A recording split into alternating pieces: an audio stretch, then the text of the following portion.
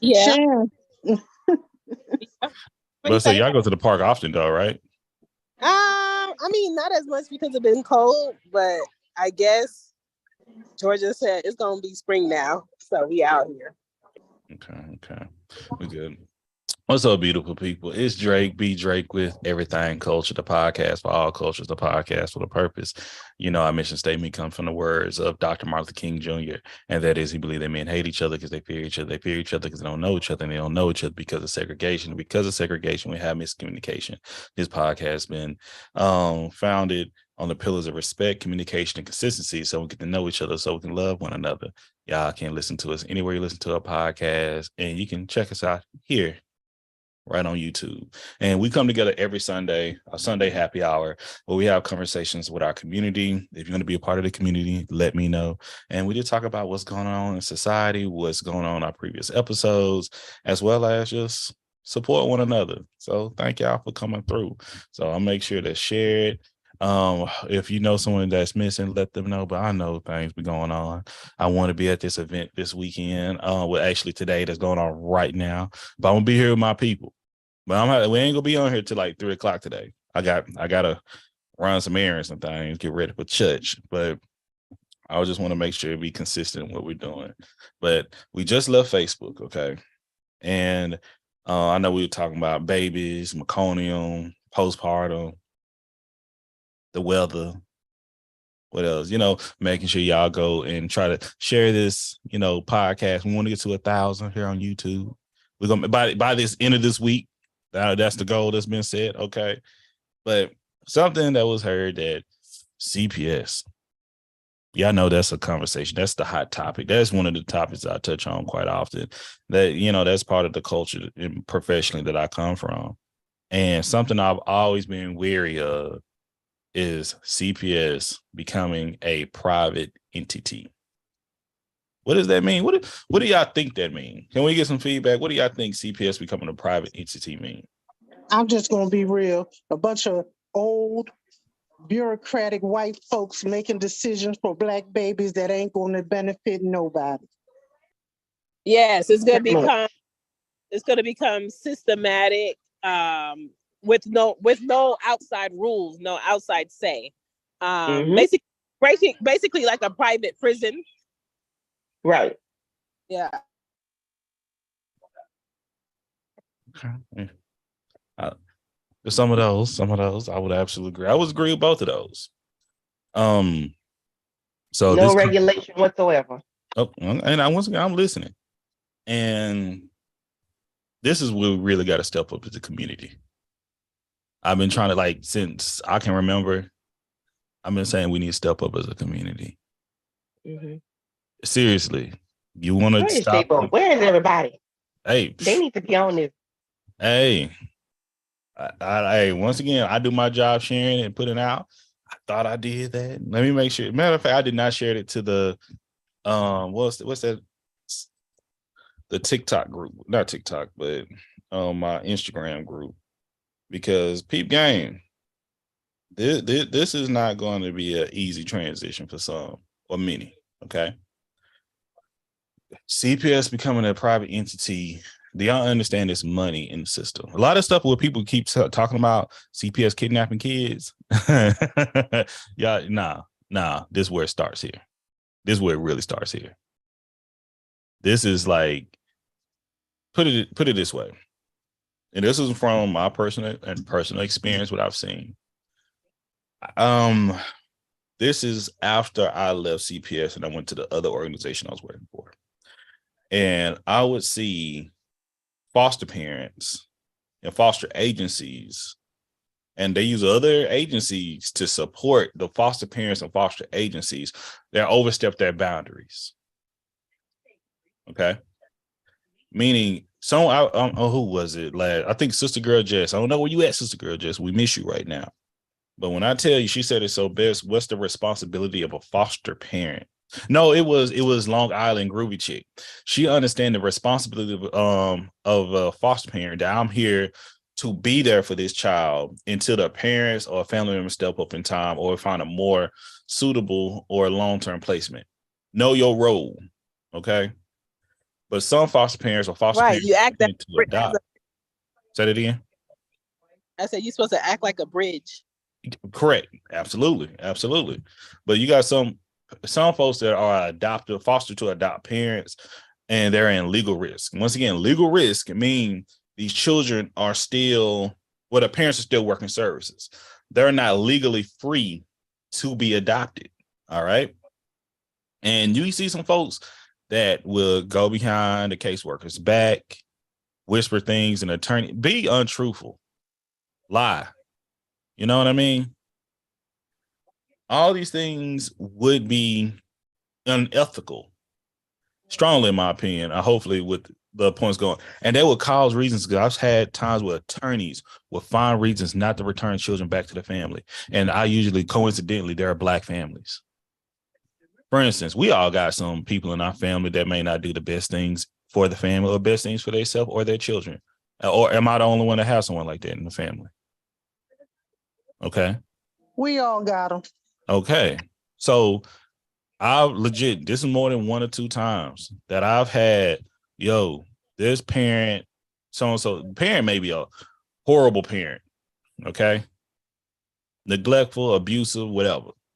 But they may have, and they may have the mother, it may be a certain second of the family that may not be good for that child, okay? But you may have a plethora of other family members or 2, 3 solid family entities that may be good for that child. Do y'all think we should look at those parents or just throw them all over to look at those family members? I'm asking this community, do you think we should look at the family or not look at any of them? I think the family all should be looked at, because if the parents can't do it, who's the village? The aunts, the uncles, the cousins, we all should step up where our family members need that support. Unfortunately, a lot of families are not built like that. Agree.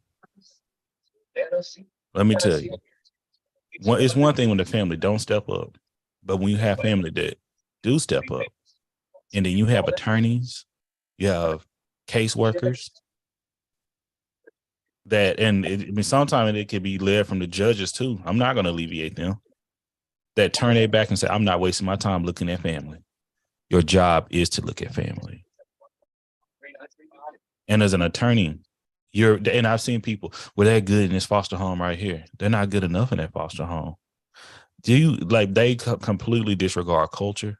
They completely disregard the family intact and community. And they say it's safe. We always should look at family first. Always. Now, if the family does not come out to be the best, or not only best, but once again, when we include best interest, is having intact with family. Because there's really no determination what exactly best interest is. This is coming from someone that's worked in the best interest realm for 8 years, okay? Because money does not represent best interest. Stability is a big part of it.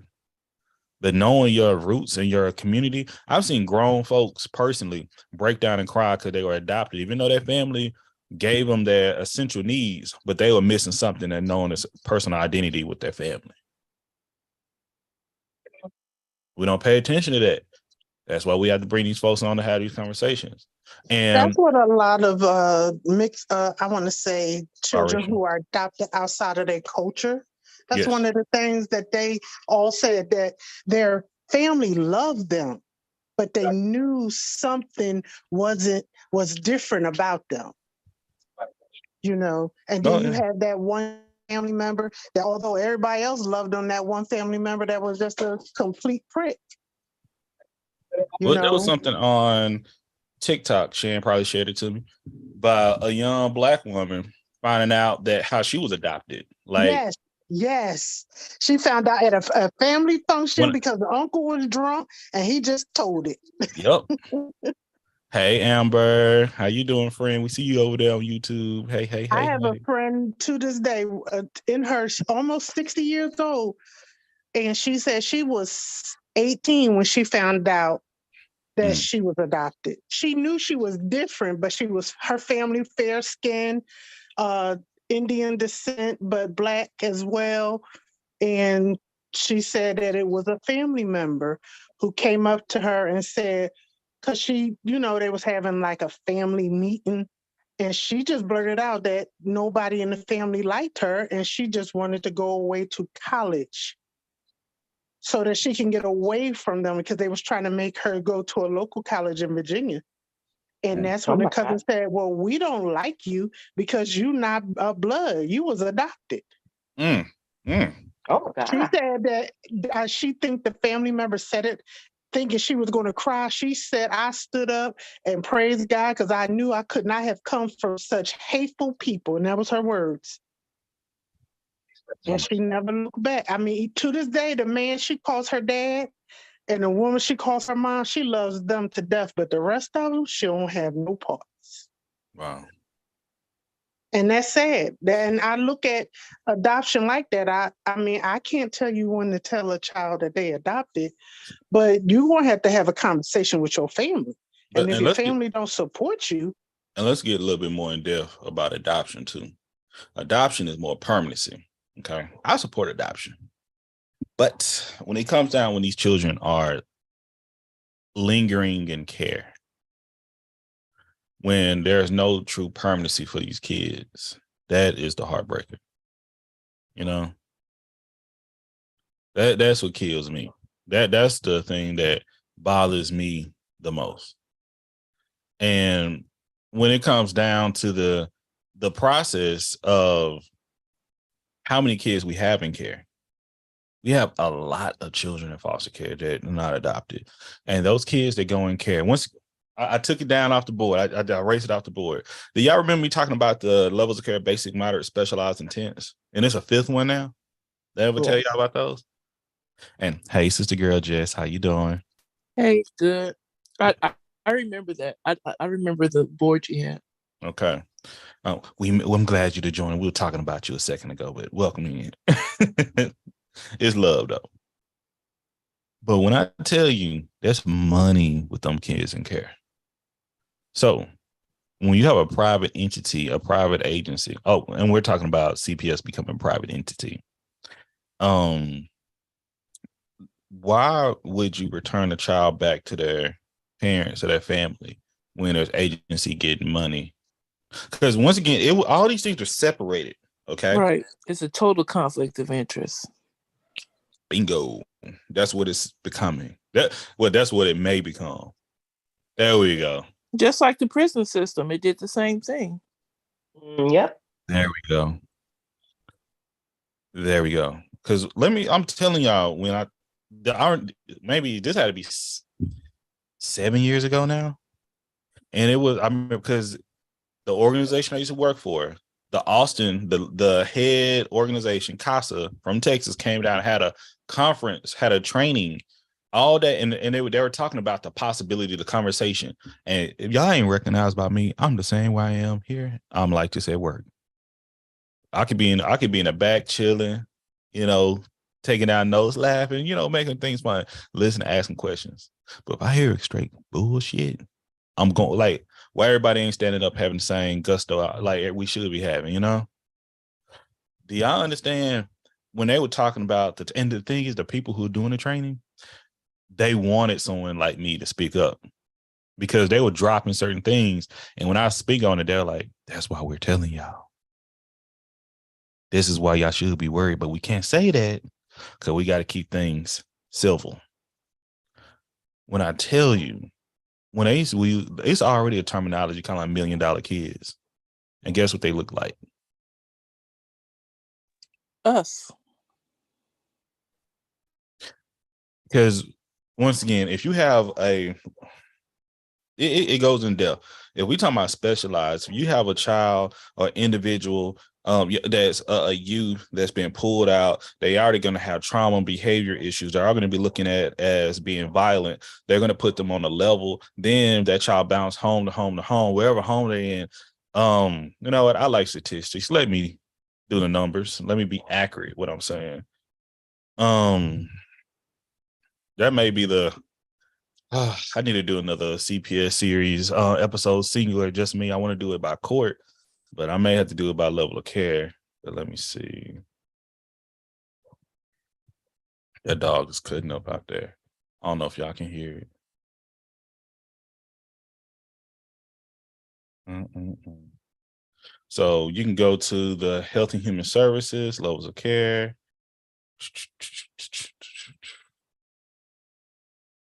Goodness.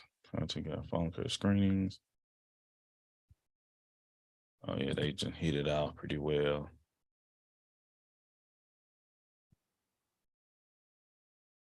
But how you doing, Sister Girl Jess? No, I'm good. I'm good. I just like what you're saying, like how you were in the meeting and people don't speak up and they hear these triggering statements or what have you. The whole point that the people that don't have the moral courage to stand up and speak up when they know stuff is wrong is just it's baffling to me. Yeah. Because some people may support it, but it's crazy that you use the terminology courage. That was a conversation that was had, but it's hard having courage when you keep getting slapped down, you know? People are in fear of the power. Oh, I'm gonna lose my job, or I'm a. I was just about to say that. But that's taught that whole conditioning starts in school too. Of don't go retaliation, just like in patient care. A lot of people, we see stuff, but then when we're the one, quote unquote, the whistleblower, we get retaliated against. Now we get an assignment don't nobody want. We getting called out saying we don't need you to come in. So then you start messing with my money. So a lot of people don't speak up because although there are laws against it, they work around it. And what you're saying, but let's be realistic. This is us right here. I need my money. We all got bills to pay. We all got people to probably take care of rely on us. And it's a fine line. I know, like, I can't go out and buck off and say some things. Now, it's being foundational, and I always base it off fact. And I always ask specific questions. So it's like, I want to make sure I know why we're doing this and what we're facing. But it's unfortunate that once again, I always say, if I win the lottery, if I hit like the multi-million-dollar lottery, I ain't quitting my job. The jobs I work really have now. They're gonna have to let me go.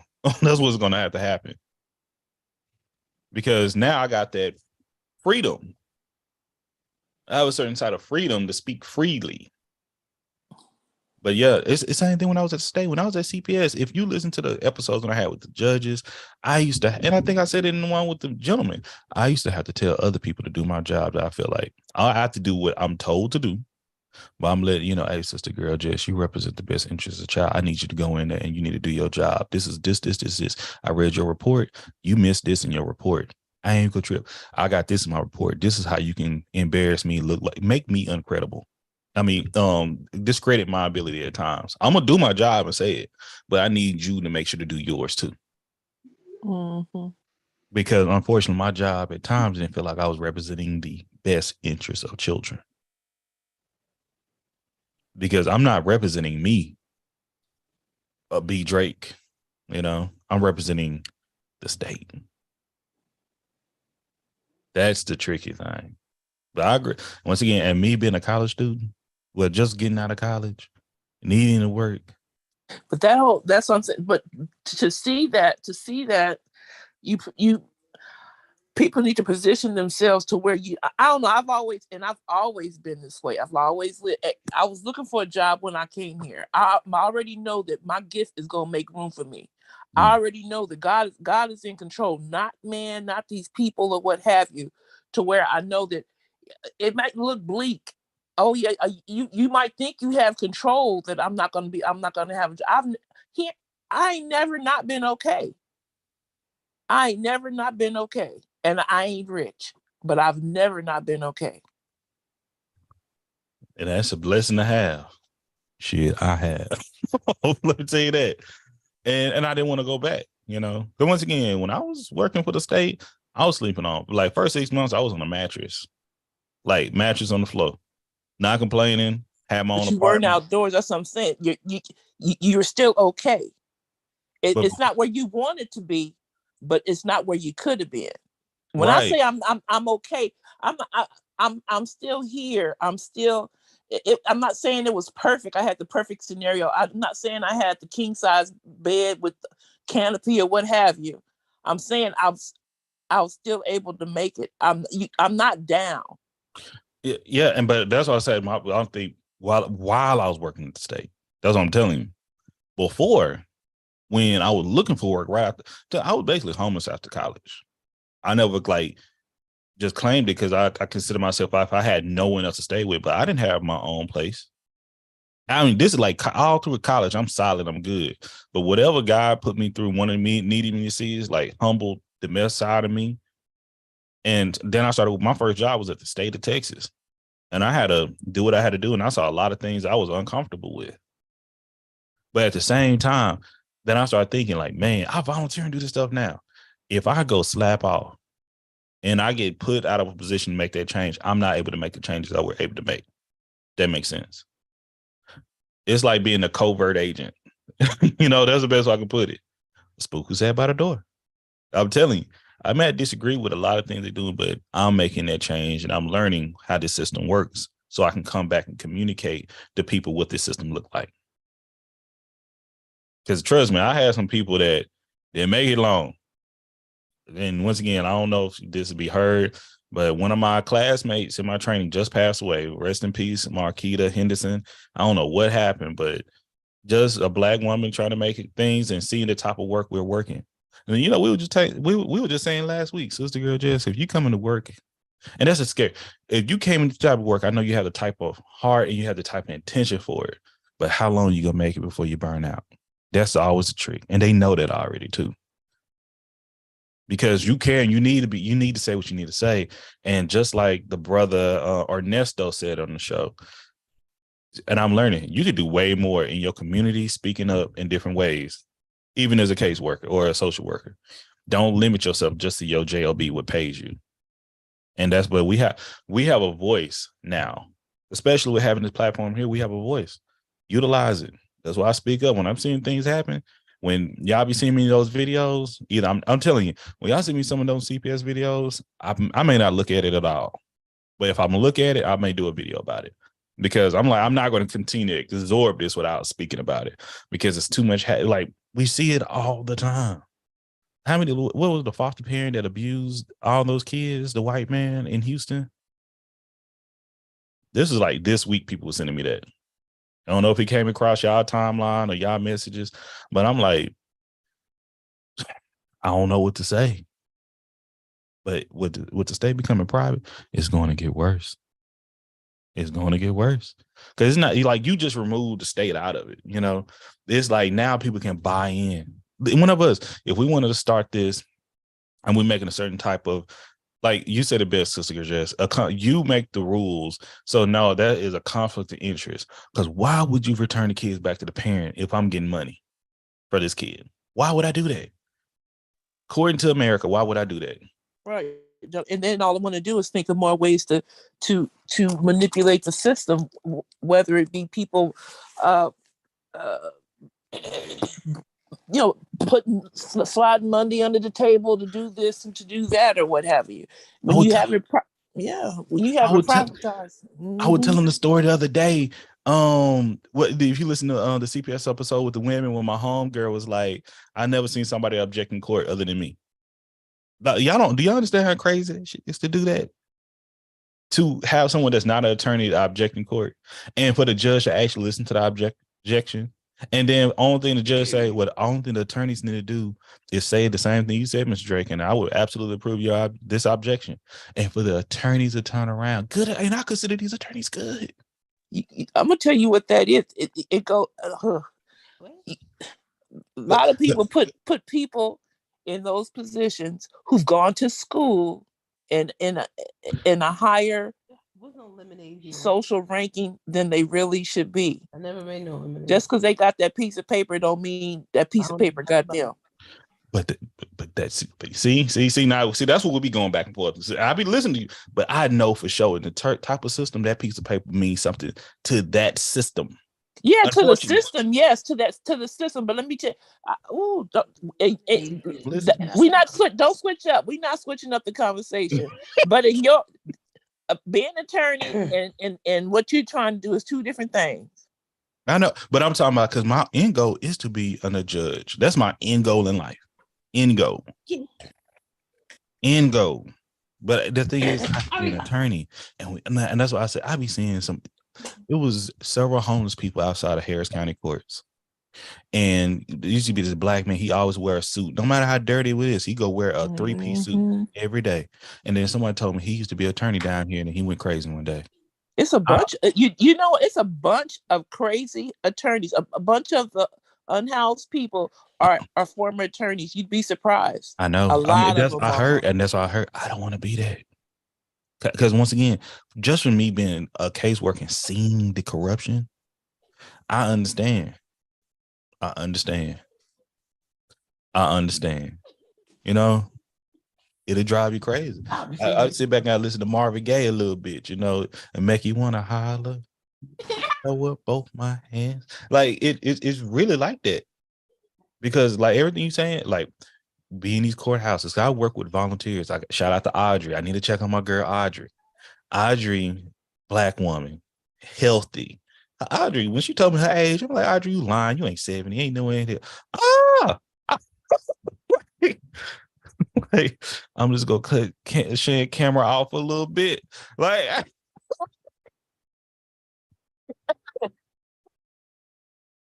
oh God. But yeah, it's just I don't know if y'all saw what I saw. I saw it. But it's one of those situations where I'm just really concerned. I'm just really concerned about what it's going to take and what it's going to take to get there. Because now, like you say, it's a corrupt game out here, and I don't like that. I don't like that one bit. So once again, they have 5 different levels of services. You have basic service level, moderate service level, specialized service level, intense service level, and intense plus service level now. So let me see if they can pull up the pay anywhere. Youth for Tomorrow. I always forget the name of that place. Youth for Tomorrow really determine how these services are made. So that's something we got to follow up on. Maybe I need to reach out to them and have somebody talk. Okay, about the service, about us. They got a whole up. This is a good resource process right here to send to people. I think the foundation of the people is off, which is why it's easier for this to go on. Because compared to like, okay, I'm in my mid-30s compared to the generation that's like in their late 40s, in their 50s, maybe early 60s, they had a certain care of community, certain care of village. And then this generation that I'm in and like younger is like, mind your business. Like that has nothing to do with you. That's not my kid. I take care of mine. I don't have it to worry about somebody else's. And that is what a corrupt system loves. Banks on exactly. Breaking up a home and having dysfunction is what a corrupt system loves. When you have an issue with a family member that's civil or family court, and you once got along with a person and unfortunately it involves a child, when you go to court, they want you to be against each other. They want you to pick up the dirt.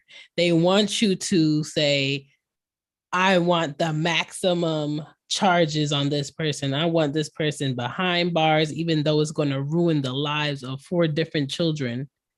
I want this person's life ruined, despite them knowing eventually this person's going to get out. Eventually, your whole family is going to have to go to therapy. Eventually, the burden of this person being missing and not being able to help you with these children is going to fall on you, but they don't care. They're looking at it, okay, maximum wise, what can we get out of this person's family issue? And we can go home and not have an issue with our family members. And that mentality is what keeps systems like this able. Yeah, it's purposeful. Once again, it's not a coincidence. And once again, I'm saying if we had more community, we have a solid community, we wouldn't need this service. But we don't have that. How often do we? It's so many things when we stick together. That's how we were talking about just on Facebook. When we stick together, we're more successful. But we come back to that. But I want y'all to look at these numbers real quick. All right. Man, let me pull out my handy dandy calculator. All right. Can everybody still see the other screen? Yeah. Yes. Okay. Yes. Yes, See, it's just 24. small. This is just in Texas right now. Okay. 24-hour residential child care rates, RTCs. Now, this is right here is the minimal daily amount to be reimbursed to a foster family. That's the other thing. Now it's going to require, for instance, if I just want to place, like if Jaya or Teja Lee have a nephew or a niece that they'll like to take care of, they can't just place them at home and have fictive kin. Usually you can place them at home and be okay, but now you're probably going to need approval and a full training process to become a foster parent, which I highly suggest anyway, because when a family member become a fictive, that's how I became a foster parent, but I didn't want to take any of the kids other than family members. Okay. But when you become a family member foster parent, you're going to get paid just as much as a foster parent. All right. Plus, it's like one of them things I say, go ahead and do it. Because you never know, especially if you know you got a family member that's out here wild and doing something crazy, because you would absolutely receive the same benefits a foster parent would get paid, as long as your home would pass approval. And most of the time, your home will pass approval, but they may be looking for things. So make sure to keep all your guns locked up, have a safety on it, and things of that nature. All right. But if you have any type of criminal history, they're going to look at you with a fine tooth comb, especially with a DWI or a DUI. Just letting you know. All right. But this is day by day. So for basic, moderate, specialized, intense, and intense plus, I don't know what other would be considered anymore. But anyway, so as you can see right here, 24-hour for a child placements agency. This is a foster CPA. What the hell? General. So this would be a RTC. This would be like a relative. And this could be like in the mid, I don't want to say this is a RTC, but this is like a foster agency. Okay. You don't know why that child would be in a foster agency at that case, but I need some clarification. So $49 a day, $45 a day. That's for a basic child. So we do, let's just $49.54 for 7 days. That's $346 a week. Multiply that times 4. That's going to give you a little bit over $1,200 a month. That's a child. Okay. That's one child. We'll go up it to, and I'm doing the highest one right there. So the other level is 87.36. 7. For one child, that's moderate. Each week, there's $611 for that child. That's one child. Okay. Y'all remember, and that is once again, that's with the agency. Now, if we go to a RTC, that's 110. Let's keep it at 110 times 7. That's $770. All right. A week. Now, the specialized, where a lot of children fall into that specialized, specialized could be $770 for a regular one, but you see the difference from a foster parent that's relative, that's in the middle, much lower than that. And they usually don't place that. I don't know why they're so much lower, because it's going to be much harder to take care of a child in that placement with those behaviors, and to keep them there. It's better to put them there. It's going to make it easier, and they're going to get paid more money. This should be completely flipped, in my opinion. But let's go to this almost $200. I don't need that. 207 times 4. That's $1,400 each week for one child. Once again, then boom, we go to intense. These are children, like they may have G tubes and things of that nature within them. That's 277. 277 times 7. That's $1,900, $1,940 a week for one child. And lastly, once again, these are new 400. That's $2,800 a week for each child. I don't need the calculator for that. And with these, I really never heard of the other ones, but intensive psychiatric transition, treatment, foster care. Yeah, I have to look at the exactly meanings for these, but that's just a little bit. But if you go to the minimum data amount for a foster family, same thing. This is the same thing with family members as well. This is amount compared to $200 and $400. All right. While in the world that you make it harder, if I'm a relative and I go through all the same training a lot of these other places go to, why I can't get the same amount of money? But that had to be explained on the other end, because you know why? It's easy to keep them kids in care at times, because that's where the money's at too. I hope that little demonstration I gave everybody made sense. So just like y'all remember Jesse? Jesse, remember? He went from, that's my boo. Yeah, he went from specialized, moderate to basic. He couldn't stay in that placement because they weren't getting paid enough money for him. He got to go. That's what you said in your story, that he was in a good spot, but when he got that lady wanted you to fix his record so he could stay. No. They was cool. The place where he was left, he dropped down. But when he got placed in the other home, that's when the lady up his record so I can get paid more money. Mm-hmm. Put him on some more medications. I ain't gonna give it to him. Just put him on more medications. But more medications, he's not going to be able to be a doctor by a home that really want him. And she was like, "Hey, I got you, Drake. I got you, Mr. Drake. You know, all that." Mm. And how many kids did she have in that home again? I think you said she had 4. She had 6. Jesse was 6 one. Yeah. Oh my God. Okay. I know when he showed up, it was already a gang of them already there. There's already 5 in there. Right. Mm-hmm. I'm telling you, if I can do a 360 of this room right here, same side of this room, it was just bunk bed, dresser, closet. I remember you saying that. Yeah, I remember that because we had that conversation where I wanted to do special needs foster care, and you was like, research it before you do it. If you did special needs foster care, I'm telling you, I'm gonna say this off of live. We go end it off live in the next about 6 minutes. But when I just showed y'all some numbers. Yes, you did. Just like, let me tell you. So, for instance, in a foster home, Jesse was considered specialized. Okay, so. And this is in 2019. This number's from 2019. And back then, it may get paid. I think it was getting paid maybe less or more, but they used to get way more benefits. But foster parents like that messed it up for other good foster parents. They used to give you clothing vouchers. They used to take them on shopping sprees. They used to give a food voucher. They used to have all those things for foster parents. But many foster parents is abusing that. Seriously. So if we're talking about with a foster family, 5786. Where'd that calculator go?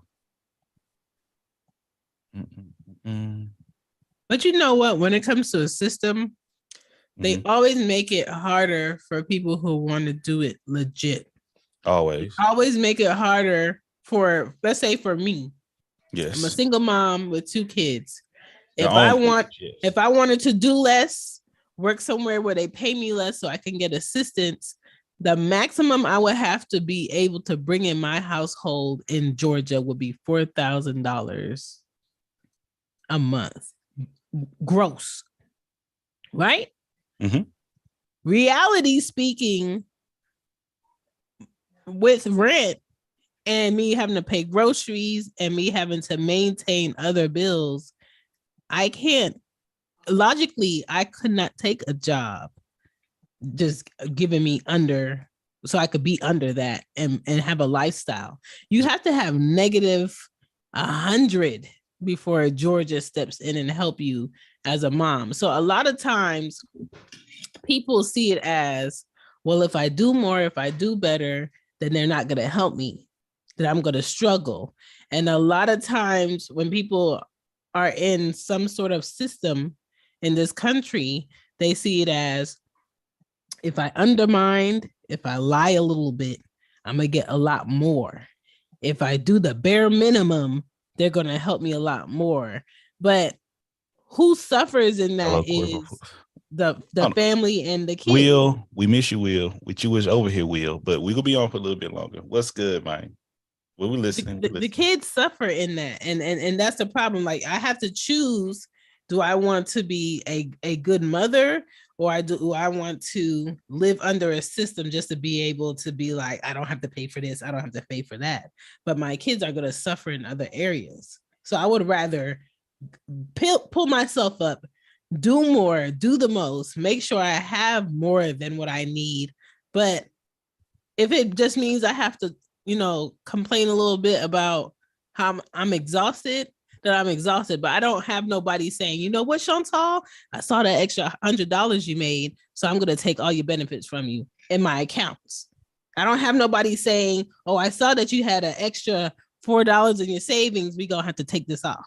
So, okay, we see in chat, Will. So we want to address it here. We want to address it all because that's what I don't have kids, and I'm inside, and I have to pay for other folks. I'm one of those people. I pay for other shit.